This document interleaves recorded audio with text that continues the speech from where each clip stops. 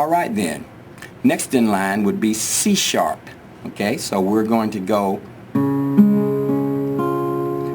to the 4th fret and bar it. Now C sharp consists of the notes C sharp, F, and G sharp. Now you can bar it that way at the 4th fret, or we can just go to the 6th fret and isolate for those 3 notes. Our next chord is D. Now D chord, that's textbook D right there.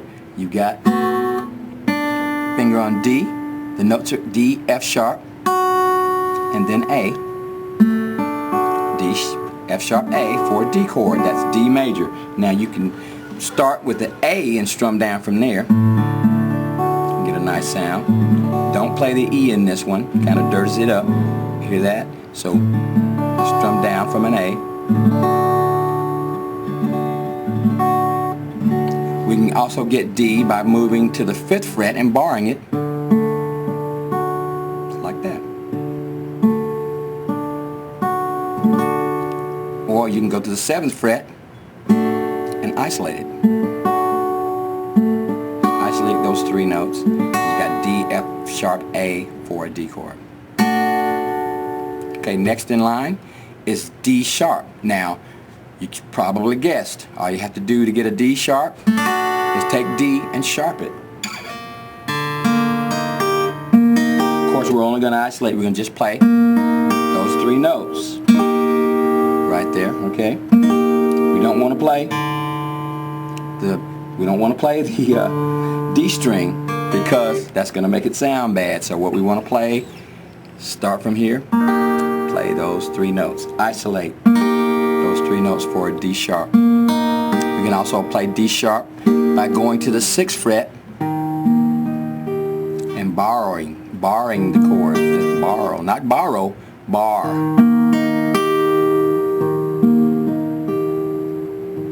We can go to fret 8 and isolate. Okay, or D. That's D sharp. Sharp chord. And the notes in the D sharp chord are D, sharp, G, and A sharp.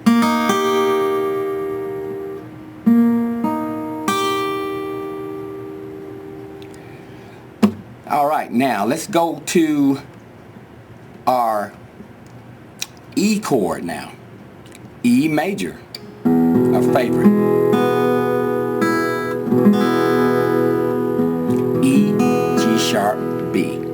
E, just like that. We've got our open E string, we've got a B, then we've got E right there, G sharp here, open.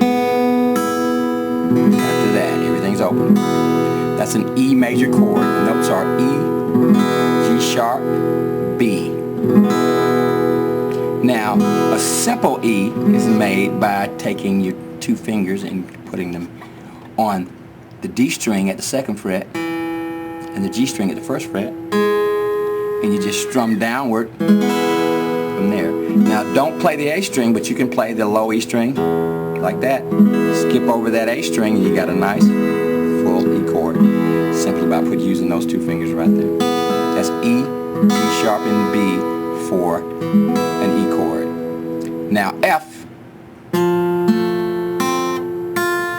that's a normal F form. F is F, A, C.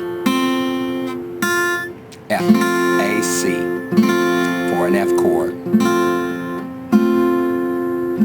Now you can make that chord a little more full by throwing your thumb over the top. Some folks will do that.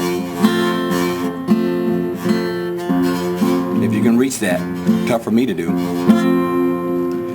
But that's an F. Now there are some tougher ways to do an F, but we won't get into the tough forms. This is a pretty easy form for an F.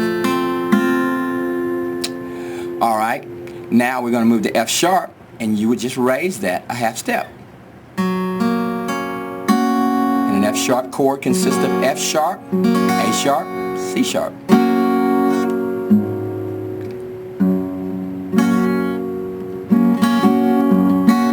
Just like that. That's your F sharp chord.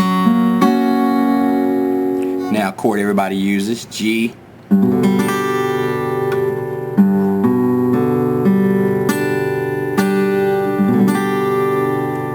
That's G, B, and D. I've got my second finger on the 3rd fret, first finger on the 2nd fret on the A string, and down at the bottom on the E string and the B string, I've got them at the 3rd fret, holding them down like that. So I get a nice, full sounding G. For another form of G, you can use the F form at the 3rd fret, and you get G, B, D, G. For a G chord there. Now you want to isolate those strings when you're playing that.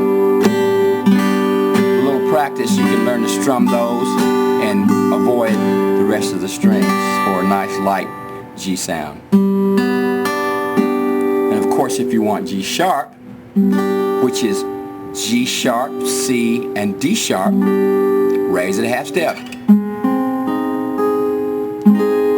There's your G sharp major. Right there.